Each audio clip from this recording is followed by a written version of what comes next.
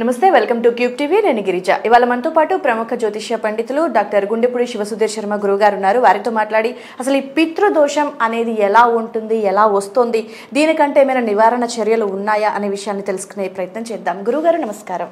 శ్రీమాత్రే నమః. శ్రీ గురుభ్యో నమః. మనం బ్రతకాలంటే మన చేతుల్లోనే ఉంది.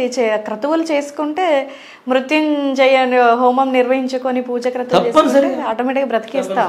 అంటే ఇక్కడ 120 సంవత్సరాలు బ్రతకవలసినటువంటి ఒక మనిషి 60 సంవత్సరాల లోపల కొంతమంది చనిపోతుంటారు. చాలా వరకు గురుగారు.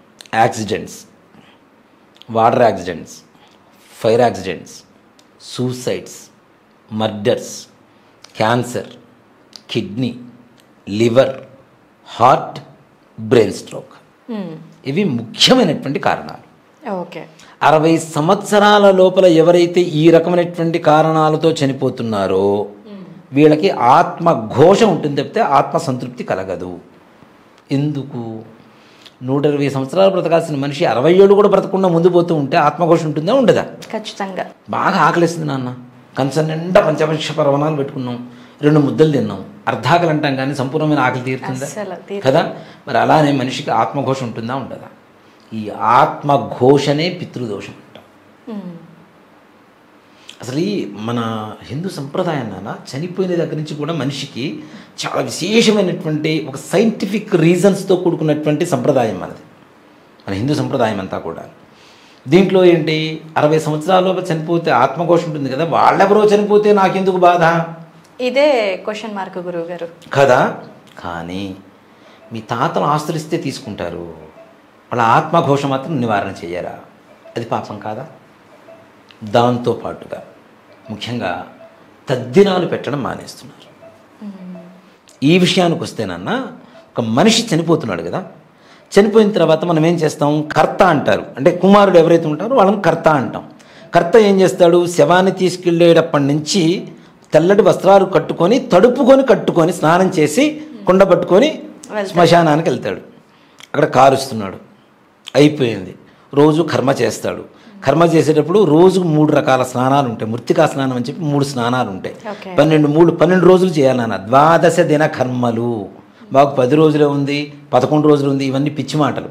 ఏదైనా హిందూ సంప్రదాయం అందరికీ ఒక్కటే, 12 రోజులు కర్మ చేయాలి. 12 × 3 స్నానాలు 36 స్నానాలు చేయాల్సిందే.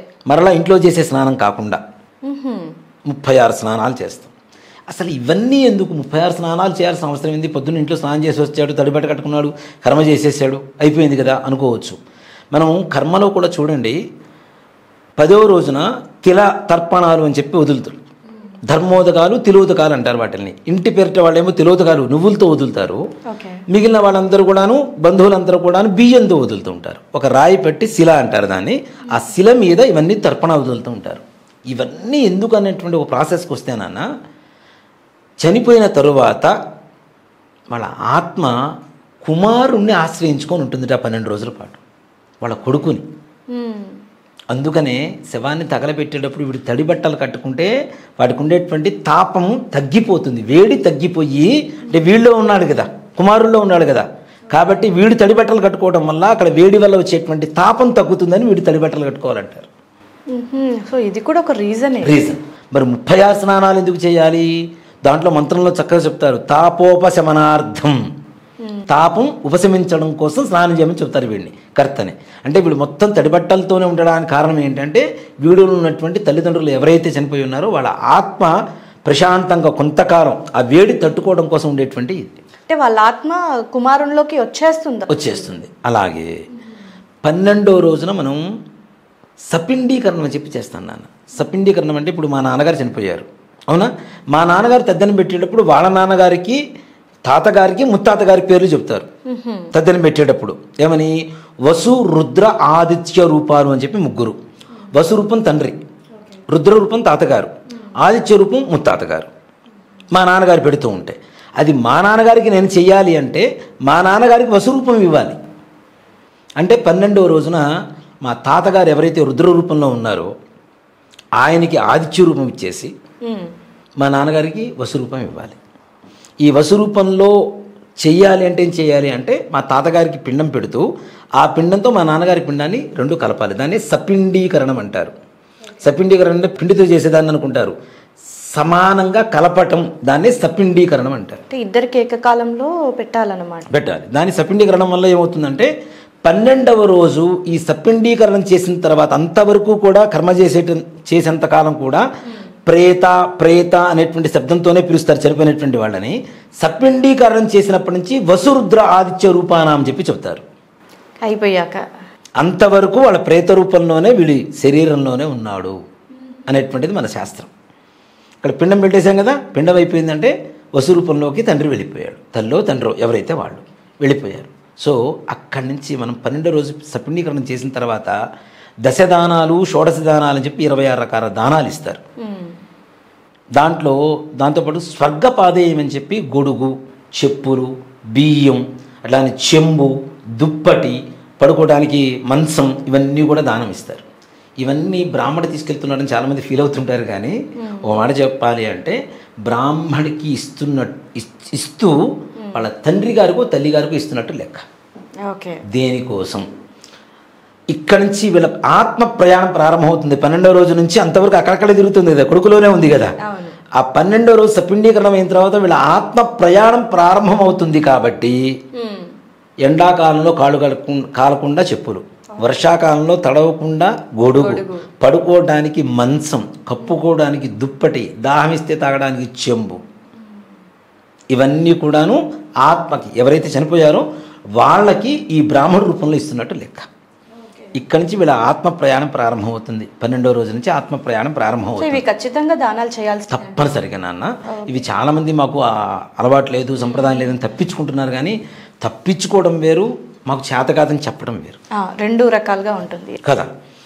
ఇక్కడ ఈ 12వ రోజు ఆత్మ ప్రయాణం అయిన తర్వాత ఏమవుతుందంటే దీనికి చనిపోయిన రోజు నుంచి 1 నెల 1 రోజు కింద లెక్క చనిపోయిన వాళ్ళకి.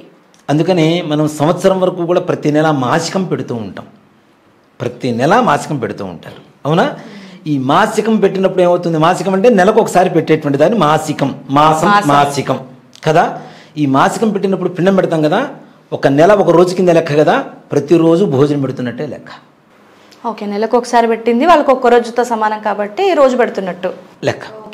సంవత్సరీకం అంటాం. అసలు సంస్కృత పదము సంవత్సరీ విముఖము.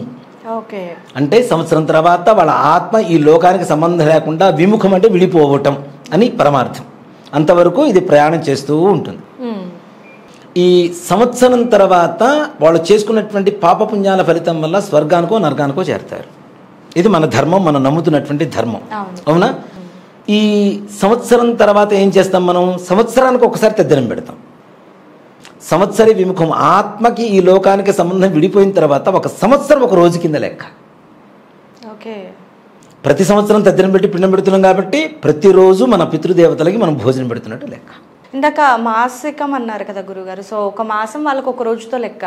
సో తర్వాత సంవత్సరానికి సంవత్సరీకం తర్వాత సంవత్సరం 1 రోజు కింద లెక్క. సంవత్సరికం అయిన తర్వాత సంవత్సరం లెక్క వాళ్ళకి 1 రోజుతో సమానం. ప్రతి సంవత్సరం తద్దినం పెడతాం కదా మనం.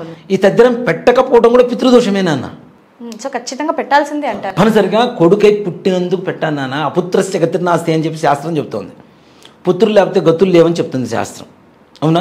మరి మాకు అమ్మాయిలే ఉన్నారు, మాకెట్లా అని చెప్పి అంటే దానికి వేరే విధానం చెప్తాను నేను. కొడుకులు కావాలి కావాలి కావాలి అని చెప్పి పూర్వకాలం నుంచి చెట్లు మొక్కి, పుట్టలు మొక్కి, రాళ్ళు, రప్పలు, దేవుళ్ళు, అనేక ఉపవాసాలు, వ్రతాలు, పూజలు చేస్తూ కొడుకు కావాలని ఎందుకు కోరుకుంటారు? చనిపోయిన తర్వాత తలకొరువు పెట్టడానికి, తద్దినం పెట్టడానికి, కర్మ చేయడానికి, మాసికాలు పెట్టడానికి కొడుకు తప్పితే అర్హత లేదు కాబట్టి, అధికారం లేదు కాబట్టి కొడుకు కావాలని కోరుకుంటారు.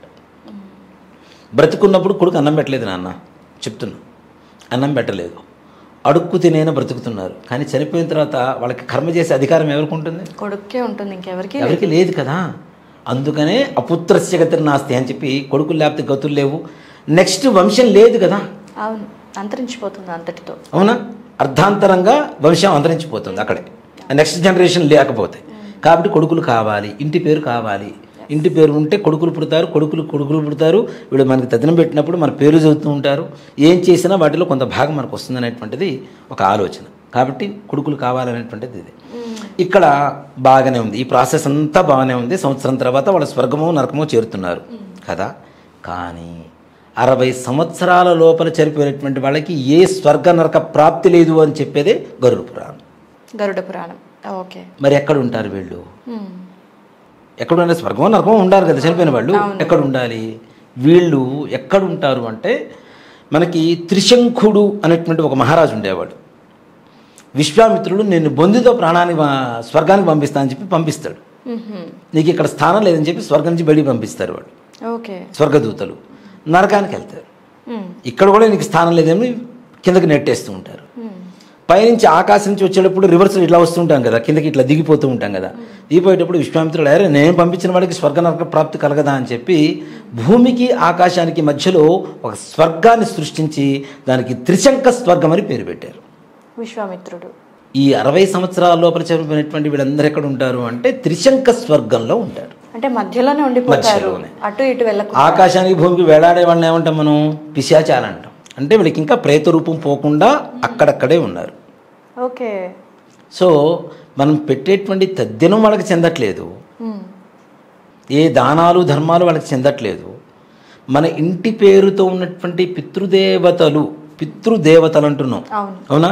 మనకి ప్రత్యక్షంగా కనపడేది ఎవరు కనపడ్డా కనపడకపోయినా తల్లి తండ్రి వాళ్ళే ప్రత్యక్ష దేవం. మాతృదేవో భవ పితృదేవో భవ అని చెబుతూనే ఉన్నాం. అవునా? వాళ్ళు అసంతృప్తికరంగా ఆత్మఘోషతో ఉంటే మనం పెడుతున్న తద్దినాలు కూడా వాళ్ళకి వెళ్ళకపోతే, అసలు తద్దినాలు పెట్టడం మానేసినా, పెట్టడం వాళ్ళకి చెందకపోయినా, వాళ్ళ ఆత్మఘోషతో ఉంటే మన వంశం ఎక్కడ వృద్ధి చెందుతుంది నాన్న? వృద్ధి కాదు కదా. పితృదేవతల అనుగ్రహం ఉండాలి, ఉంటేనే వంశాభివృద్ధి కలుగుతుంది. అంటే మనం